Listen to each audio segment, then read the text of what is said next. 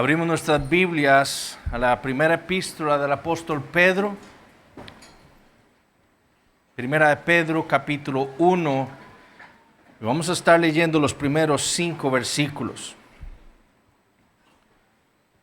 Primera de Pedro 1, del 1 al 5.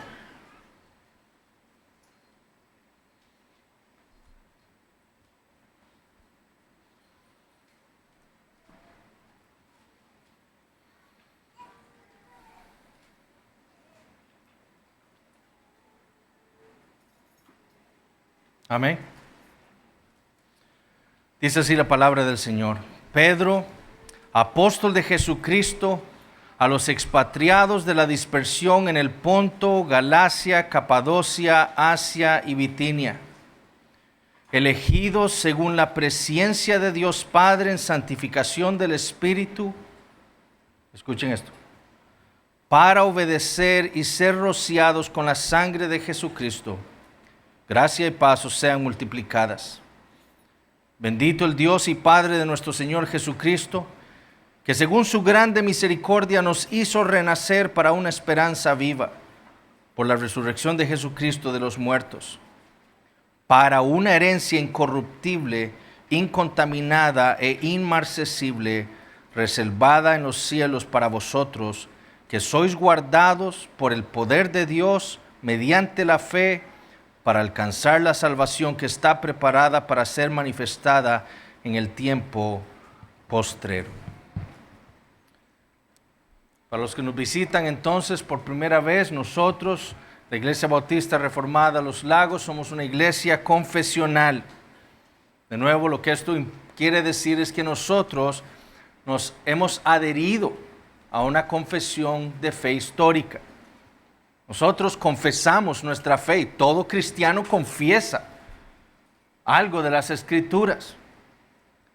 Bueno, nosotros como iglesia, examinando la historia confesional de la iglesia, hemos considerado que la confesión más consistente con las Escrituras es la Segunda Confesión Bautista de Londres de 1689. Y es lo que nosotros como iglesia hemos abrazado como aquellas doctrinas que consideramos son fundamentales para que nosotros podamos andar y vivir como una iglesia local. Creemos que esto, lo que tenemos en nuestra confesión, es la más consistente interpretación de las Escrituras. Entonces, por eso la hemos adoptado. Y usted que nos visita, si usted desea examinar lo que nosotros creemos es lo que enseña la Biblia, puede buscarnos y le daremos una copia de la confesión para que usted la pueda estudiar. Y de esas doctrinas que nosotros confesamos, en este trimestre, que empezando en enero, empezamos a estudiar el capítulo 3 de nuestra confesión, que trata sobre la doctrina del decreto de Dios. Y lo que vimos nosotros es que lo que la doctrina del decreto afirma es que Dios lo ha decretado todo en la eternidad. Todas las cosas que iban a existir y todo lo que iba a suceder en el universo, Dios lo decretó en la eternidad. Nada de lo que nosotros vemos existir, nada de lo que sucede en el mundo, sucede fuera de lo que Dios decretó. Porque de nuevo, si algo sucede aparte del decreto divino, entonces hay algo que es Dios. Y Dios dejaría de ser Dios porque Él no está en control de todas las cosas.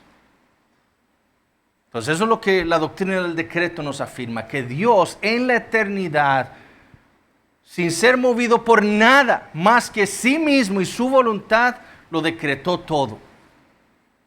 Todo lo que iba a existir, todos los seres humanos, todos los eventos, todos los sucesos, fueron decretados por Dios en la eternidad. Y esa doctrina debe dejarnos boquiabiertos. Eso es lo que la doctrina del decreto debe producir en el creyente. Nos debe dejar boquiabiertos de la grandeza de nuestro Dios. Porque de nuevo, ¿quién más puede haber decretado todo de tal forma que hiciera exactamente lo que Dios pensó si no es Dios? Como nosotros pusimos el ejemplo, nosotros planeamos muchas cosas, pero ¿cuántas de esas suceden exactamente como las planeamos? ¿Por qué? Porque somos hombres falibles, pero Dios es Dios. Y eso lo vimos en los primeros 2 párrafos del capítulo 3. Ahora, a partir del párrafo 3, nuestra confesión pasa a lo más puntual de la doctrina del decreto con la doctrina de la predestinación. De nuevo vamos a leer el párrafo 3, que dice: por el decreto de Dios, para la manifestación de su gloria, algunos hombres y ángeles son predestinados o preordenados a vida eterna por medio de Jesucristo, para alabanza de la gloria de su gracia. A otros se les deja actuar en su pecado para su justa condenación, para alabanza de la gloria de su justicia. Y esto es precisamente lo que nosotros vimos en las Escrituras. Según la Biblia, Dios en la eternidad, antes de la fundación del mundo, como dice Efesios capítulo 1, Él eligió, escogió, seleccionó, predestinó, preconoció a un grupo de hombres y ángeles para darles vida eterna. Eso es lo que vimos nosotros hace 2 semanas. Esa es la primera parte de la doctrina de la predestinación. ¿Recuerdan? La primera parte de la doctrina de la predestinación es la elección para vida. La segunda parte de la doctrina de la predestinación que vimos la semana pasada es la preterición. Y para dejar más claro esta doctrina, el término preterir, si ustedes lo buscan en el diccionario, preterir significa omitir o pasar por alto algo o alguien. Eso es lo que significa preterir, que es lo que nosotros confesamos. Dios eligió a unos para vida, pero a otros, ¿qué hizo? Simplemente los dejó en sus pecados, los pasó por alto. Pasó por alto su gracia, esa gracia electiva, esa gracia salvífica, les pasó por alto, los omitió y los dejó vivir en sus pecados. De nuevo dice, a otros se les deja actuar en su pecado para su justa condenación, para el avance de la gloria de su justicia. Nuestra confesión entonces, como el resto de confesiones reformadas, no afirma la doble predestinación. Recuerden lo que la doble predestinación afirmaba, que lo mismo que hacía Dios en la elección, esa parte activa de Dios de elegir a un hombre, de convertirlo, de darle vida, de cambiar su corazón, de levantarlo de entre los muertos por medio de su Espíritu Santo, afirman los que creen en la doctrina de la doble predestinación. Dios hace lo mismo en la condenación y endurece el corazón del pecador y le pone pecado. ¿Para qué? Para condenarlo al final. Eso nosotros vimos no es bíblico. Dios no tiene que hacer nada para condenar al pecador. Él ya está condenado por causa de sus pecados. Dios no tiene que endurecer una piedra. ¿Podemos nosotros endurecer una piedra más de lo que está? No, ya es dura. Entonces Dios no tiene que hacer nada para endurecer el corazón del pecador. Y vimos el ejemplo de Faraón. Lo único que hizo Dios fue presentarse y decirle a Faraón: yo soy Jehová. Usted me tiene que obedecer. ¿Y qué hizo Faraón con su corazón muerto, duro, de piedra? Rebelarse contra esa revelación de Dios. Entonces, lo que afirma nuestra confesión es que lo que nosotros entendemos de las Escrituras es que Dios es pasivo en la reprobación. Es decir, no es que Dios no condena, Dios va a condenar. Sencillamente no tiene que hacer nada para condenar a pecadores. Ellos ya están condenados por sus pecados. Por eso nuestra confesión dice que a otros Dios los dejó en sus pecados. Ahora, así como la elección tiene el propósito de magnificar la gloria de la gracia de Dios, la preterición, la reprobación, como la entendemos nosotros, como la confesamos, tiene el propósito, como dijimos también la semana pasada, de magnificar la gloria de la justicia divina. A otros se les deja actuar en su pecado para su justa condenación, para el avance de la gloria de su justicia. La salvación es un regalo de Dios. Lo que nosotros tenemos que tener claro. Y de nuevo, lo que dijimos la semana pasada, el gran problema que tenemos los hombres para entender la doctrina de la predestinación, el gran obstáculo que es para nosotros creer esa doctrina es porque nosotros tenemos un muy alto concepto del hombre. Eso es el problema. Nosotros no tenemos una antropología, una doctrina del hombre bíblica. Creemos que el hombre está medio vivo, que está ahí en un hospital, en una cama de cuidados intensivos, aún con vida, con el corazón latiendo. Y creemos que entonces él puede aún hacer algo. No, la Biblia dice que el hombre está muerto en sus delitos y pecados, que no puede hacer nada para agradar a Dios, nada. Que en él no hay la capacidad para obedecer a Dios. Como decíamos, el ejemplo de este gran teólogo presbiteriano del pasado, Jonathan Edwards. Un león por naturaleza, si usted le pone un plato de ensalada y le pone una carne, ¿qué va a escoger el león? Bueno, por naturaleza él es un carnívoro, va a preferir la carne. Bueno, Pablo dice que el hombre por naturaleza es un hijo de ira. Y por naturaleza, dice en Romanos 5, estamos muertos en nuestros delitos y pecados, en Adán. ¿Y qué puede hacer un muerto? Absolutamente nada. Lázaro es esa ilustración, es esa señal de lo que nosotros somos sin Cristo. Lázaro en la tumba no podía hacer nada hasta que Cristo, con el poder de su palabra, lo levantó de entre los muertos. Esa es la ilustración de la salvación. El ejemplo de Ezequiel. Dios le dice, le enseña, lleva al profeta a aquel valle de huesos muertos. Eso es lo que somos nosotros. Y le dice Jehová al profeta, ¿pueden vivir esos huesos? Y Ezequiel le dice, no sé, Señor, tú sabrás. No pueden vivir esos huesos. La respuesta es no. Esos huesos están muertos. Pero ¿qué le dijo el Señor? ¿Qué le ordenó el Señor a Ezequiel? Profetízales. Profetízales, predícales mi palabra. Y el profeta empieza a profetizar y empieza a predicarles la palabra de Dios a ese valle de huesos muertos. Y de pronto el profeta empieza a ver cómo esos huesos empiezan a unir unos con otros y les empieza a salir carne. Y de pronto, al final de predicarles, el profeta ve un ejército de hombres que el Señor ha levantado. Esa es otra ilustración de lo que hace Dios por el hombre que está muerto en sus delitos y pecados. Es por medio de su palabra, como vamos a ver hoy, que Él les da vida. Pero de lo contrario, estamos muertos. Entonces ese es nuestro gran problema. Tenemos un alto concepto del hombre. Entonces decimos, es injusto la elección. Pero ese es precisamente el argumento de Pablo en Romanos 9. Pablo argumenta por la razón por la cual hay unos judíos que no creen.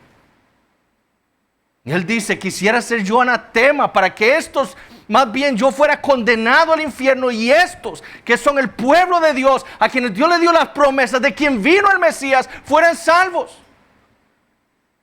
Y entonces Pablo dice, la palabra de Dios no ha fallado. ¿Por qué? Porque Dios dijo en el Antiguo Testamento que Él iba a salvar a Israel. Y Pablo dice, no ha fallado la palabra de Dios, porque no todos los que son de Abraham son israelitas verdaderos.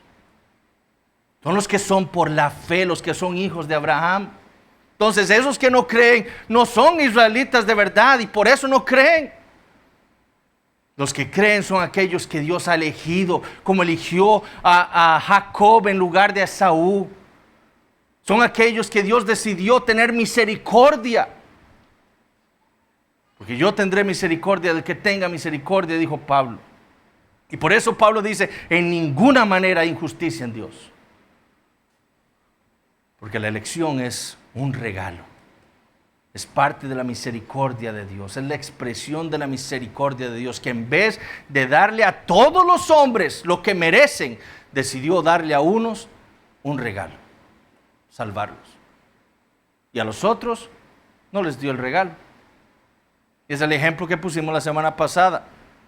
Cuando si yo le doy a David un libro, ninguno de ustedes puede venir a mí a reclamarme, ¿por qué usted a mí no me dio un regalo? porque es un regalo. David no lo merecía y usted tampoco. Pero yo decidí dárselo a David. Esa es la salvación. Ninguno de nosotros merece la elección. Ninguno de nosotros merece ser salvos. Todos merecemos, así como todos los hombres, ser condenados al infierno, porque todos pecamos contra Dios y estamos destituidos de su gloria. Pero Dios, en su gracia y misericordia, nos salvó. Nos dio el regalo a nosotros, eligiéndonos a nosotros en la eternidad. La condenación sí es algo que el pecador merece. Entonces algunos dicen, no, yo quiero que Dios sea justo. Eso es lo que usted no quiere. En el sentido de que me trate a mí con justicia. ¿Verdad? No, yo quiero que Dios sea justo con todos. Bueno, entonces a todos nos va a condenar. Porque eso es lo que merecemos. Lo que yo necesito es la misericordia de Dios. Es lo que yo necesito en su vida, que Él tenga misericordia de mí y me salve. Por eso que uno escucha a cristianos que dicen, no, eso es injusto, no, la elección no es injusticia, es misericordia. Si usted quiere que Dios le dé a usted lo que usted merece, usted va a ir al infierno. Así como ninguno de los elegidos va a llegar al cielo diciendo, yo llegué aquí porque yo sí fui inteligente. Yo sí puse atención al evangelio. Nosotros no, necios. Nadie, ninguno de los elegidos va a llegar al cielo diciendo, yo estoy aquí porque puse atención o porque hice esto o aquello. Ninguno va a llegar así diciendo. De la misma manera, ninguno va a llegar al infierno diciendo, yo estoy aquí porque Dios no me eligió. Usted está en el infierno porque usted decidió entregarse al pecado y no arrepentirse durante toda su vida, a pesar de que Dios con toda claridad demostró que Él era Dios y que usted debía entregarle su vida a Él. Romanos capítulo 1.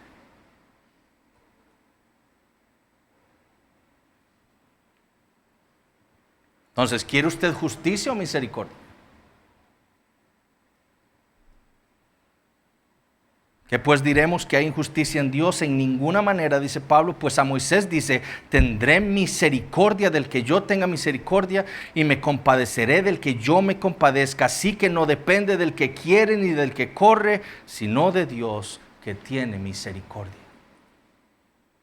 Esa es la razón por la cual nosotros creemos que el infralapsarianismo es más consistente con las Escrituras, porque depende de la misericordia de Dios,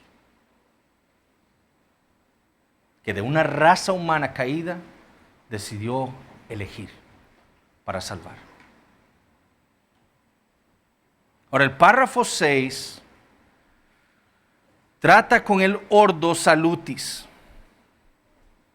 Lo que se conoce, eso es unos términos en latín, que es el orden de la salvación. Leamos lo que dice el párrafo 6 con respecto a esto. Dice, así como Dios ha designado a los escogidos para la gloria, de la misma manera, por el propósito eterno y libérrimo de su voluntad, ha preordenado todos los medios para ellos. Por lo tanto, los que son escogidos, habiendo caído en Adán, son redimidos por Cristo, eficazmente llamados a la fe en Cristo por su Espíritu, obrando a su debido tiempo, son justificados, adoptados, santificados y guardados por su poder, mediante la fe, para salvación. Nadie más es redimido por Cristo o eficazmente llamado, justificado, adoptado, santificado y salvado, sino solamente los escogidos. Como vemos, lo que se expresa en este párrafo es una introducción a lo que nuestra confesión va a confesar en los capítulos 10 al 17. Ustedes, los miembros de la iglesia, todos tienen sus copias de la confesión.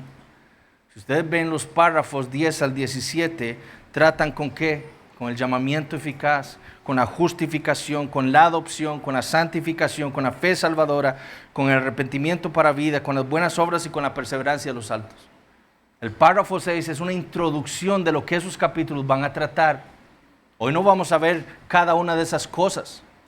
Eso lo veremos cuando veamos todos esos temas en la confesión. Pero si usted va y usted dice, ¿qué es la justificación? Bueno, vaya y busque el capítulo de la justificación y la estudie.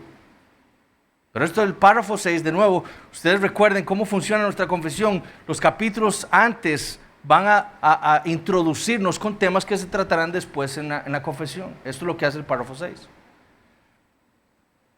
Y es claramente un párrafo enteramente pactual. Trata con lo que Dios prometió hacer en el nuevo pacto por su pueblo. Ahora, ¿qué es lo que afirma? ¿O qué es lo que esta pregunta quiere contestar? Bueno, si Dios elige a ciertos hombres para darles a ellos vida eterna, ¿cómo es que eso se da? ¿Cómo es que eso ocurre? Si Dios escogió a alguien, entonces ¿será que los regenera en el vientre de su madre? ¿Será que Dios los protege durante toda su vida de pecado para que un día lleguen a creer? ¿Será que así es como ocurre? De nuevo, ¿qué ejemplo usamos cuando hablamos de los medios secundarios? Cuando hablamos del decreto de Dios. El árbol que está en el patio de mi casa, ¿será que Dios lo hizo crecer así, lo puso así, como está de grande? Milagrosamente, sobrenaturalmente. No, ¿qué hizo Dios? No. Bueno, yo planté una semilla y Dios usó el sol y la lluvia para que empezara a crecer. ¿Y para qué es lo que es ahora?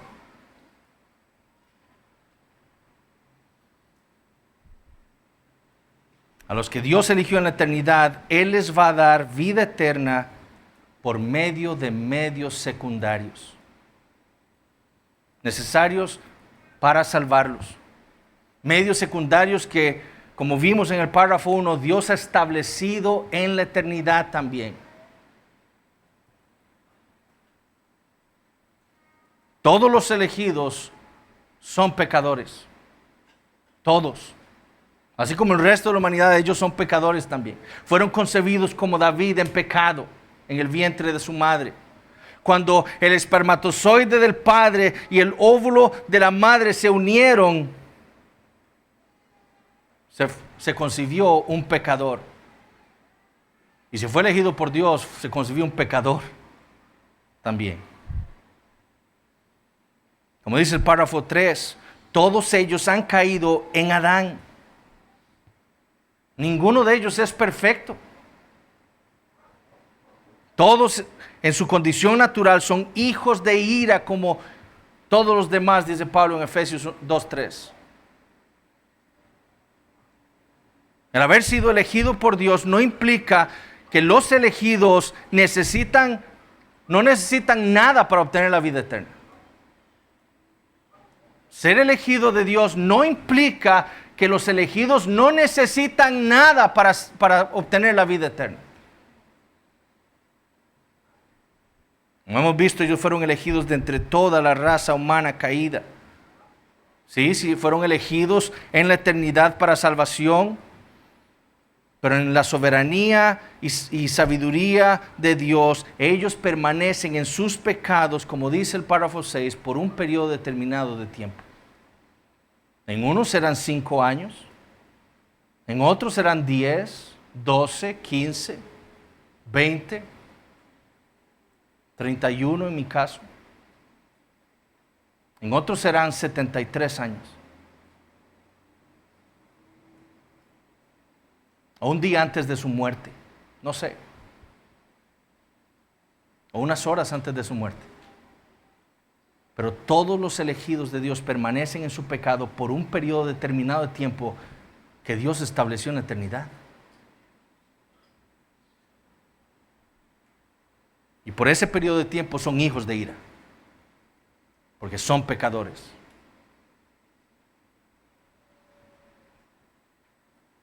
A pesar de haber sido elegidos por Dios. ¿Qué dijo Pablo? ¿Qué le dijo Pablo a los efesios? A esta iglesia de creyentes. Ustedes, antes que Dios les diera vida a ustedes eran por naturaleza hijos de ira. Ahora son cristianos, pero antes de ser cristianos eran hijos de ira.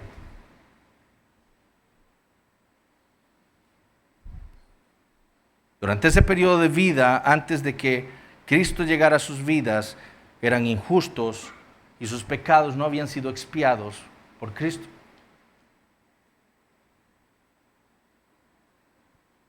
Ahora entonces, ¿cuáles son esos medios que Dios estableció en la eternidad para salvar a sus elegidos? ¿Qué dice nuestra confesión? Así como Dios ha designado a los escogidos para la gloria, de la misma manera, por el propósito eterno y libérrimo de su voluntad, ha preordenado todos los medios para ello. ¿Cuáles son? Por lo tanto, los que son escogidos, habiendo caído en Adán, son redimidos por Cristo. Entonces, ¿qué necesitan los elegidos para ser salvos? A Cristo. Por eso es que Cristo vino al mundo. Por eso es que Dios eligió en la eternidad, sí, pero por eso mandó a Cristo. El que Dios eligiera no implica que no hubiera necesidad de que Cristo viniera al mundo a hacer lo que hizo. La elección hace necesaria la obra perfecta de Cristo. Entonces, lo primero que necesitan los elegidos, establecido por Dios en la eternidad, es a Cristo. Es su obra. ¿Cuál obra? Bueno, la obra que vimos nosotros hace unos años cuando estudiamos el capítulo 8 de nuestra confesión.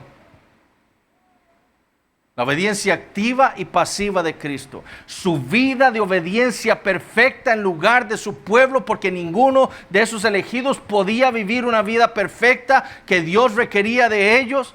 Y su obediencia pasiva, es decir, su pasión, todos los sufrimientos en su vida y su muerte en la cruz del Calvario para expiación de sus pecados. Eso es lo que los elegidos necesitaban, en primer lugar, a Cristo. Y por eso es que Dios lo envió. O sea, tenemos que ver el plan de Dios tan magnífico. La elección requería a Cristo. Y segundo, el otro medio, dice el párrafo 6, es el llamamiento de Dios. El llamamiento de Dios. Lo que necesitan los elegidos es entonces ser llamados por Dios para vida. Ahora, ¿cómo ocurre esto? Vamos al capítulo 10.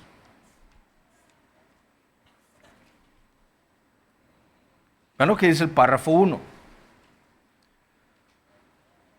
Aquellos a quienes Dios ha predestinado para vida, tiene a bien en su tiempo señalado y aceptable llamar eficazmente por su palabra y espíritu, sacándolos del estado de pecado y muerte en que están por naturaleza y llevándolos a la gracia y la salvación por Jesucristo.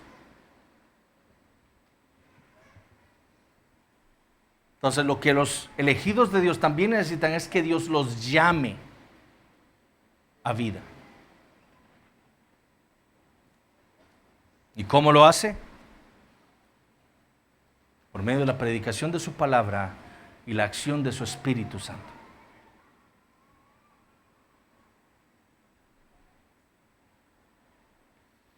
Vayamos a 1 Tesalonicenses capítulo 5, versículos 9 y 10.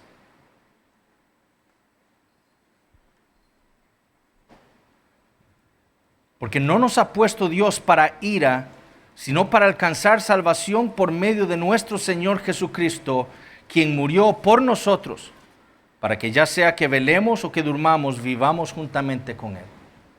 ¿Qué necesitaban los creyentes? A Cristo. Los elegidos. Tito 2:14, si quieren escuchen para ver si nos da tiempo de terminar la clase. Tito 2:14. Quien se dio a sí mismo por nosotros para redimirnos de toda iniquidad y purificar para sí un pueblo propio celoso de buenas obras. ¿Qué necesitamos? A Cristo. 1 Tesalonicenses capítulo 1 versículos 5 al 10. Pues nuestro evangelio no llegó a vosotros en palabras solamente, sino también en poder, en el Espíritu Santo y en plena certidumbre, como bien sabéis cuáles fuimos entre vosotros por amor de vosotros. Y vosotros vinisteis a ser imitadores de nosotros y del Señor, recibiendo la palabra en medio de gran tribulación. Cuando dice recibiendo, quiere decir que creyeron la palabra. con gozo del Espíritu Santo. De tal manera que habéis sido ejemplo a todos los de Macedonia y de Acaya que han creído. Porque partiendo de vosotros ha sido divulgada la palabra del Señor, no solo en Macedonia y Acaya, sino que también en todo lugar vuestra fe en Dios se ha extendido, de modo que nosotros no tenemos necesidad de hablar nada, porque ellos mismos cuentan de nosotros la manera en la que nos recibisteis y cómo os convertisteis de los ídolos a Dios para servir al Dios vivo y verdadero y esperar de los cielos a su Hijo, al cual resucitó de los muertos, a Jesús, quien nos libra de la ira venidera. Entonces, Dios escogió a estos tesalonicenses, pero ¿cómo les dio vida? Llevando a Pablo a predicar su palabra. Y esa palabra fue creída por ellos. Romanos capítulo 10, versículos 10 al 15. Porque con el corazón se cree para justicia, pero con la boca se confiesa para salvación. Pues la Escritura dice: todo aquel que en él creyere no será avergonzado, porque no hay diferencia entre judío y griego, pues el mismo que es Señor de todos es rico para con todos los que le invocan. Porque todo aquel que invocar el nombre del Señor será salvo. ¿Cómo pues invocarán a aquel en el cual no han creído? ¿Y cómo creerán en aquel de quien no han oído? ¿Y cómo oirán sin haber quien les predique? ¿Y cómo predicarán si no fueren enviados? Como está escrito: cuán hermosos son los pies de los que anuncian la paz, de los que anuncian buenas nuevas. ¿Qué necesitaban entonces los elegidos para ser salvos? A Cristo, y después ser llamados eficazmente por medio de la palabra de Dios y la obra regeneradora del Espíritu Santo. Y lastimosamente esta es la objeción de muchos. Ustedes dicen que Dios eligió a unos hombres para salvación. Amén, decimos nosotros. ¿Por qué? Porque eso es lo que dice la Biblia. Y nadie puede refutar eso. Pero entonces, ¿para qué predicar? ¿Para qué hablan ustedes de ir a predicar al mundo?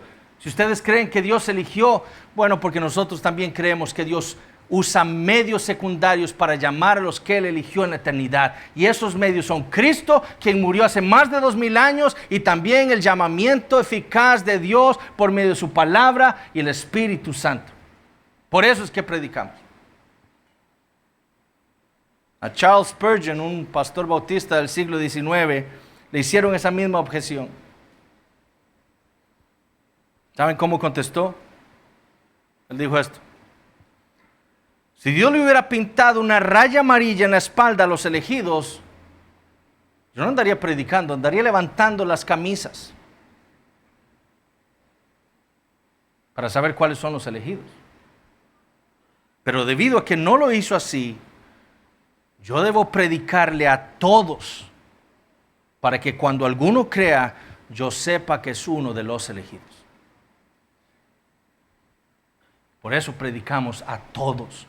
Por eso la oferta del Evangelio es general para todos los hombres, porque nosotros no somos Dios. Nosotros no sabemos quiénes son los elegidos, solo Dios sabe. Y Dios nos ha dicho a nosotros que Él salvará a sus elegidos por medio de la predicación de su palabra y la acción de su Espíritu. Entonces nosotros, porque no sabemos quiénes son los elegidos, le predicamos a todos para que Dios salve a los que son suyos.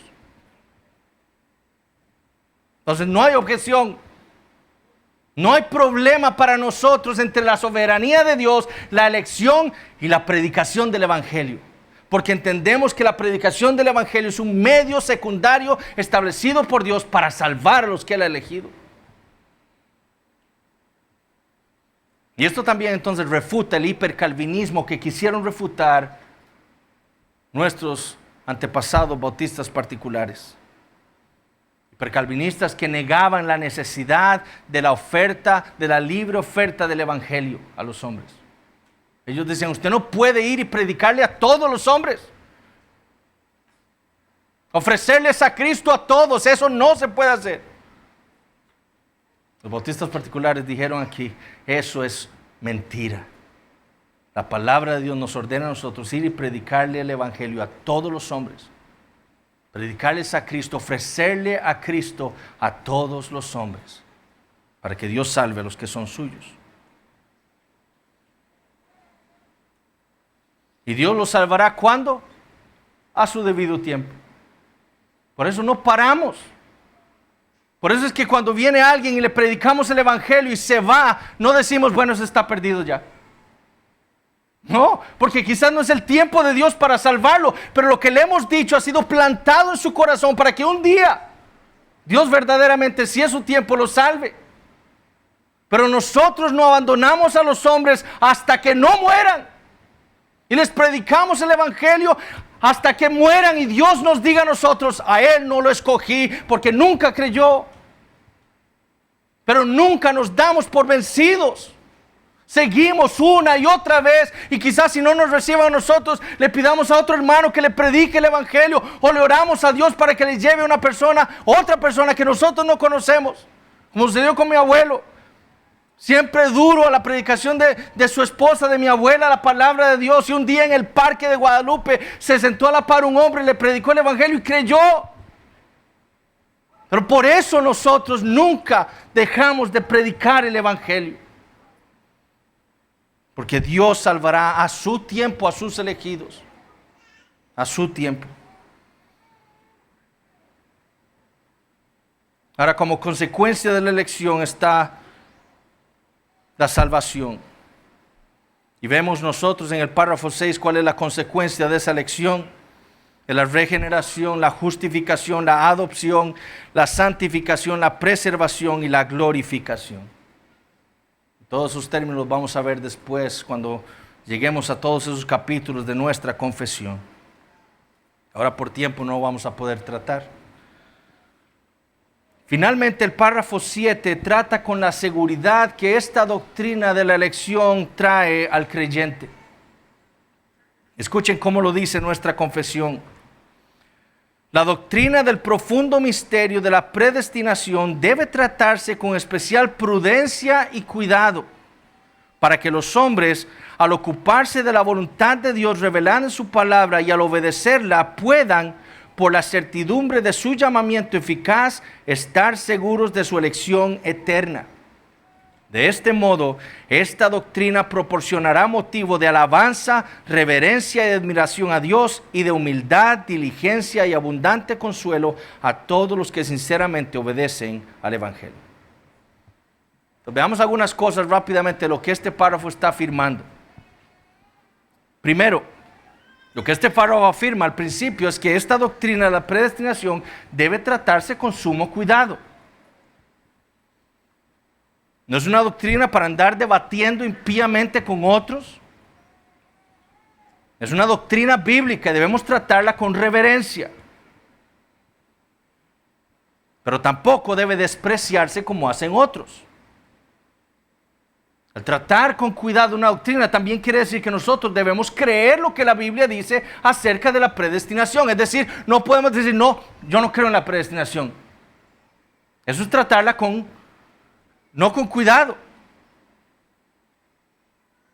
Debemos creer la doctrina de la predestinación. ¿Por qué? Porque la Biblia dice. Porque la Biblia la afirma. Y si usted es creyente, usted debe creerla. Segundo, lo otro que el párrafo 7 está afirmando es que esta doctrina trae un profundo consuelo y seguridad al creyente. Primera Tesalonicenses 1:4, porque conocemos, hermanos amados de Dios, vuestra elección. La conocemos, por eso vemos lo que vemos entre ustedes. Segunda de Pedro 2:10, por lo cual, hermanos, tanto más procurad hacer firme vuestra vocación y elección, porque haciendo estas cosas no caeréis jamás. Vean la esperanza que provee la doctrina de la elección. Nunca caeremos. Perseveraremos hasta el final porque Dios nos eligió. El párrafo 7 también, en tercer lugar, deja claro quiénes no deben tener esa seguridad. Noten lo que dice.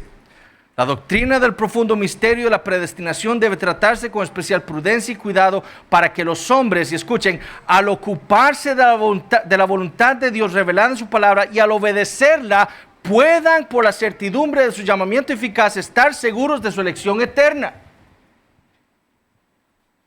No se trata de que yo soy elegido y entonces estoy seguro de mi elección porque simplemente digo que soy cristiano. Eso no es lo que está diciendo el párrafo 7. Si usted simplemente profesa ser cristiano y entonces cree que ya por eso, porque usted dice ser cristiano, es elegido, pero usted vive como un demonio, usted no debe estar seguro de nada. Lo único que debe estar seguro es que usted probablemente va a ir al infierno.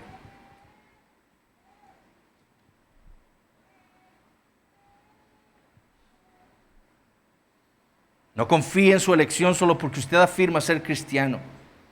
¿Para quién es la seguridad de esta elección? Es para aquellos que se ocupan en obedecer la voluntad revelada de Dios en su palabra.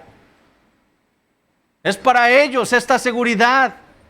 Si usted profesa ser cristiano y su vida evidencia obediencia a la palabra de Dios, usted puede tener certeza de que usted ha sido elegido por Dios. Además, usted tiene esa evidencia del Espíritu. Pero si usted dice ser cristiano y usted vive como un demonio, hablando como el mundo, riéndose de chistes vulgares, viendo pornografía, viendo películas que no debe ver, no sujetándose a su marido impíamente, no amando a su esposa como Cristo amó a su iglesia, prefiriéndose más a usted mismo que a su familia, usted no debe estar seguro de nada. Porque usted está viviendo una vida de desobediencia a la palabra de Dios. La seguridad que trae la elección es para aquellos que dan evidencia de obediencia a la palabra de Dios. ¿Por qué? ¿Qué leímos en 1 de Pedro? Elegidos según la presencia de Dios Padre en santificación del Espíritu, para obedecer y ser rociados con la sangre de Jesucristo. ¿Qué dice Efesios capítulo 1? Bendito sea el Dios Padre de nuestro Señor Jesucristo, que nos bendijo con toda bendición espiritual en los lugares celestiales en Cristo, según nos escogió en Él antes de la fundación del mundo. ¿Para qué? Para que fuésemos santos y sin mancha delante de Él. Nada más. Es para ellos la seguridad de la elección.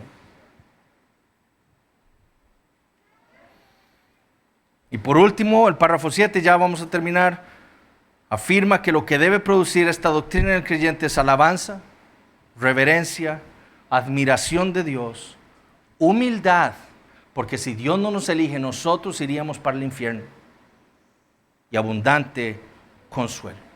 Si usted tiene preguntas, sé que al final fuimos un poco más rápido de lo usual, pero si usted tiene preguntas, por favor busque a los pastores y trataremos de contestar esas preguntas. Que el Señor les bendiga. Nos preparamos a las 10:15 para el culto, iniciando a las 10:20. Que el Señor les bendiga.